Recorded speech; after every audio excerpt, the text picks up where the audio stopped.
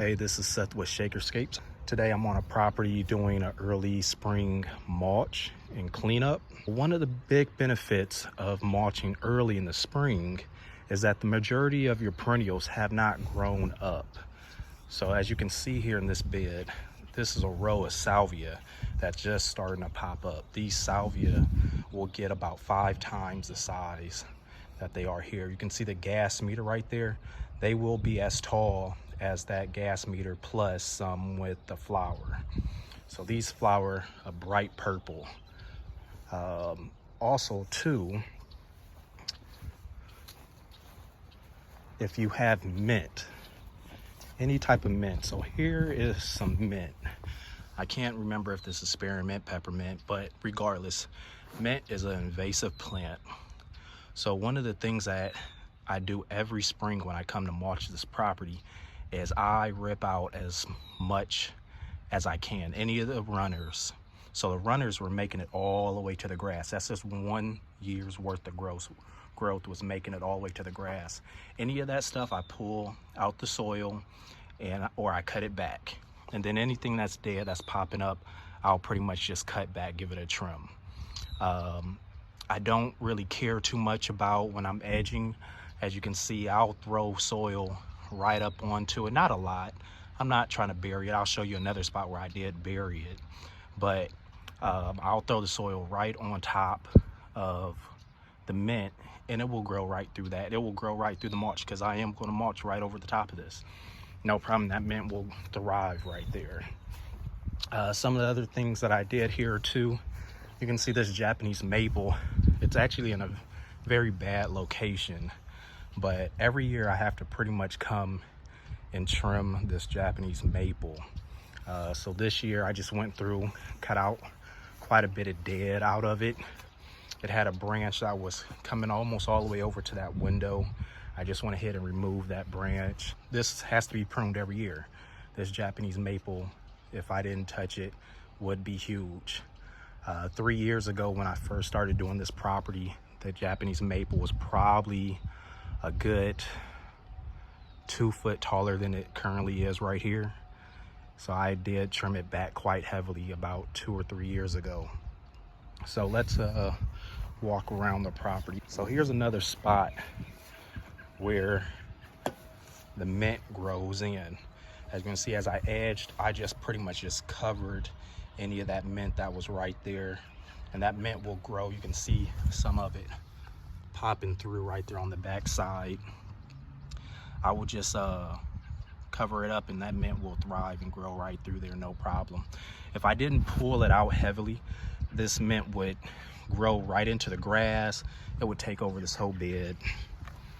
So also one of the cons of mulching early in the spring is that a lot of your shrubs, like this boxwood here, it's still struggling a little bit from storm damage that we had where we got down to like -30 wind chill about a year ago, and boxwood blight came in. I just told the customer, give it another year. If it's not looking good, we can look at replacing them, because theirs aren't nearly as bad as quite a few other people I've seen. But anyway, the boxwood hasn't had its spring growth yet. So today I'm mulching, but come June, these boxwoods might need to be trimmed. And of course, what's going to happen, you know, if you do trim it, you're going to kind of mess up the mulch, or you got to try to, you know, fuss with a tarp and put it underneath and try to stop as many of those cuttings from getting onto the mulch. So that could be a headache if you do early mulching. This is the first year I've ever done the mulch here in March. Typically I do this property in late May, June, so I can trim up these boxwoods, no problem. The other thing that's going to happen is this weeping cherry here. So right now it's getting ready to bloom, a nice pink, which is beautiful. But by the time we get to June, all these lower branches, they're going to be about 2 to 3 foot longer. It's going to be hanging almost all the way down to the ground. This will get easily 3 foot worth of growth in the next few months. So that's also going to have to get trimmed. So that's one of those things also too, if you have like a weeping cherry, you got to think about too, because those branches and everything are like that are also going to fall onto the mulch. So keep that in mind. Back to the salvia, I forgot about one thing to mention. When these plants in salvia grow up, they bush out about 4 to 5 times the size of that. So that's one of those things you got to mess with when you're trying to mulch, you know, in late May, June. The plant is blooming. You're trying not to, disturb it too much. It's just a little bit more of a headache when you wait. Same thing with these here. One of the things that you may also want to do every about 2 to 3 years, and I'll show you back over where the row of salvia is, you'll want to remove your mulch. And on these smaller beds like this one here, that one over there, anywhere where you might have a tree or shrub, you want to check to see what was that? I could probably take a little bit more soil away here. I probably will. But I took away probably a good 3 inches of soil away from, you can see it's down to bare dirt. But you want to check and make sure that you're not covering up the base of your trees. Let's see how. So I probably need to take away a good another 2 to 3 inches of soil away. Because what's going to happen is, you can see, this is early spring. All that bark is all moist. You're just asking for disease to get into this tree and kill it. This is a flowering lilac. So it's doing well right now, but over time, as this tree gets older, you can see how it's starting to split. The bark is split, and that's going to allow all types of moisture, insects, disease to get in there, and that could kill this tree off.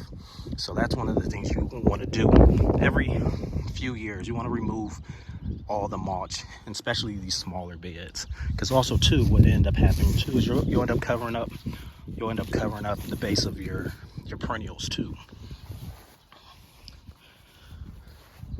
So you can see I also removed all the soil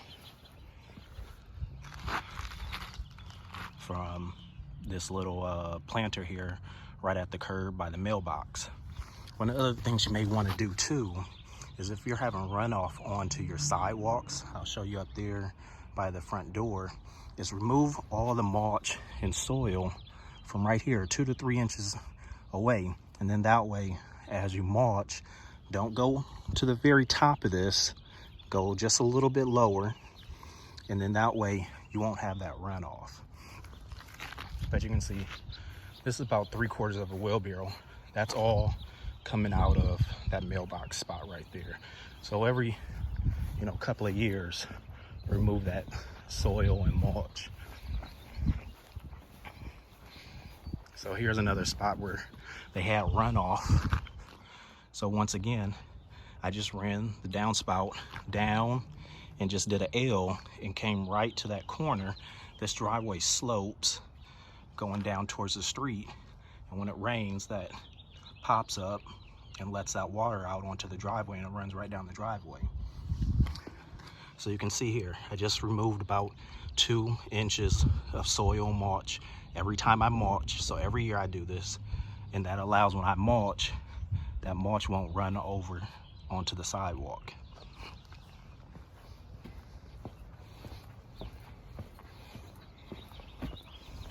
So once again, this is the last thing.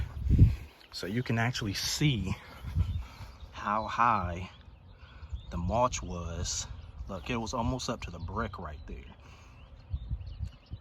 You don't want your mulch to ever come up to your brick line, because there's actually, I don't know if you can see it, see that blue and black and that crack right there? You're just asking for termites and different things to get into your basement and rot your basement away. So you want your, as low as possible, you want to keep that mulch nice and low. And you can see it was already right there. So I took a good 6 inches of mulch and soil away from this bed. can see this pile here by my truck. This is mostly from that bed on the side with the salvia. So all that soil and mulch I pulled out. There goes the branches off the maple. But if you have any questions, oh, also too, tulips.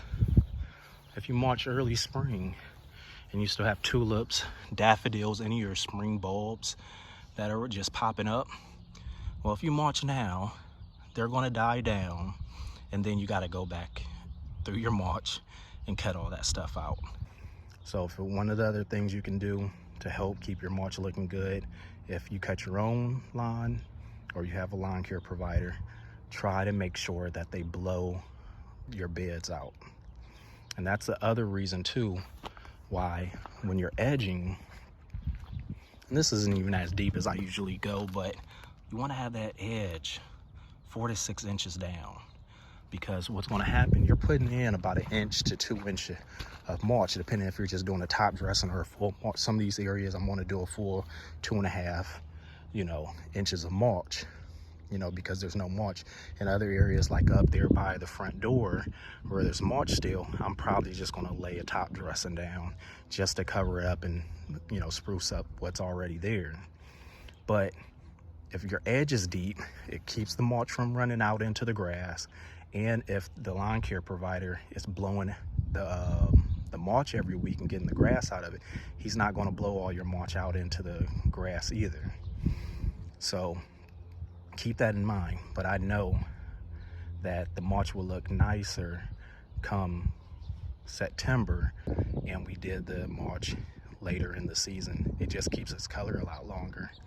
So keep that in mind too. But give me a second. I'm gonna get all this cleaned up. I'm gonna get these beds mulched, and I'm gonna show you the after effect with some tips on how to get your mulch smooth. Okay, so I'm all done. It's much later in the day. Got that pile cleaned up. Everything's in the truck. The mulch is completely done. So let's do a quick recap of some of the pros and cons of doing mulch in the early spring versus late spring. Then I'll give that quick little insight into how I get the mulch so smooth looking and the edges looking good. So pros, it's a little cooler outside. You're not sweating nearly as much. It's easier to throw down the mulch because the perennials and the shrubs aren't nearly as big. Some of the cons is that the trees and the shrubs aren't ready to be trimmed yet. So like that weeping cherry right there, like I was saying, it's going to grow over the next few months another 2 feet, and those lower branches are going to be hanging quite low, which is going to smack somebody that's cutting the grass. It's quite annoying. Also, those boxwoods are going to need to be trimmed, so keep that in mind. Also too, if you're having a contractor come out and do the mulch, they may charge a little bit more for doing it a little later in the spring, because by then something like those perennial salvia, they're going to be grown, so they're going to have to deal with trying to mulch all the way around that. The boxwoods are going to need trimmed. The cherries are going to need to be trimmed. The tulips are going to need to be cut down still. So think about that. Also, it's going to take them a little bit longer because it is hot. So they might charge by the hour. It's going to take them maybe another two hours. So those are some of the things to keep in mind. So besides for that, let's talk about how to get this mulch looking nice and smooth. Let's go for a walk. I'm going to bring 2 tools. We're going to bring a metal leaf rake and a hard rake.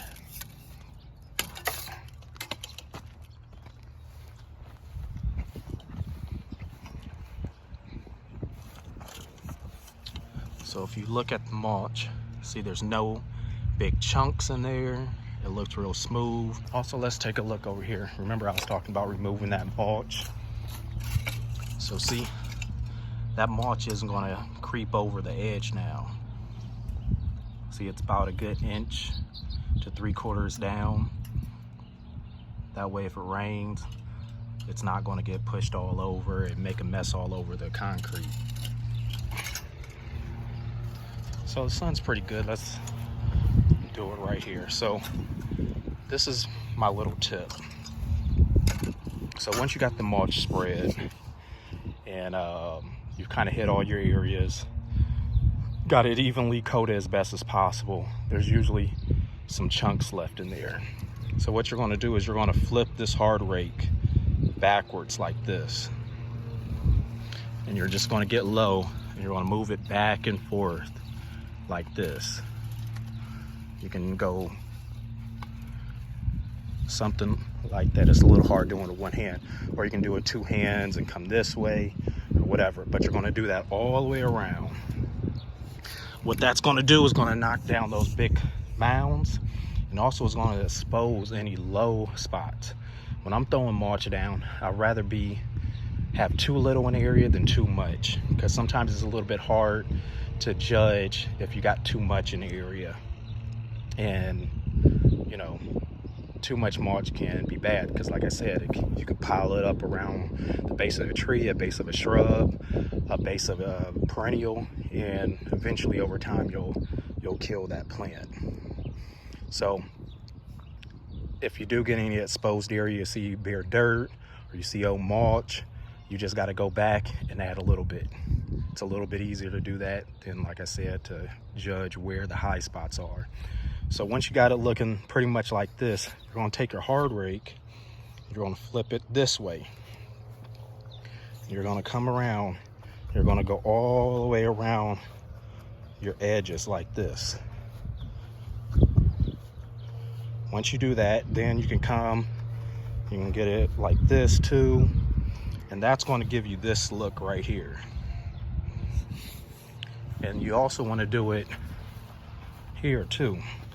That's how I got it, you know, looking nice right here. Same thing up against, see how nice that looks against the house? Same thing. I'm just going along the edge of the house. Not going to get it perfect, but it's going to look better than seeing a bunch of mounds.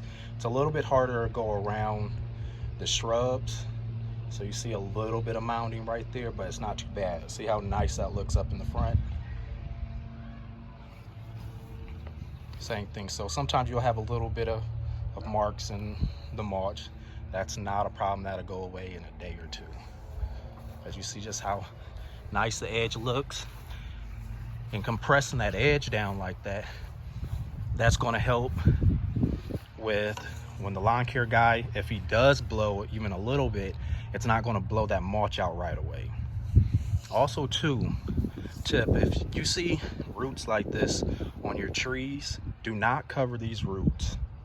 Just like I was talking about the base, you don't want to mound it up on the base, you don't want to mound your mulch up on these roots either.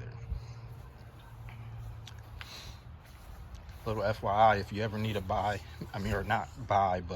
make a quick little raised bed, these are cedar fence panels that I just quickly put together for this customer for a raised bed. They still got to add some soil in. And then for these the actual anchors or whatever you want to call them, those are the fence panels too. I just split them in half and doubled them up. So same thing here. See, nice and smooth.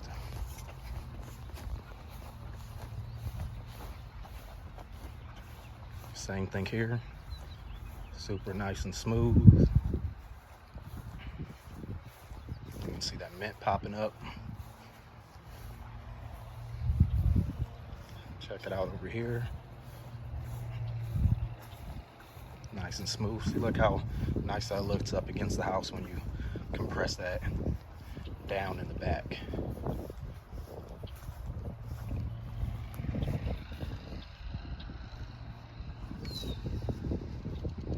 See, very little chunks.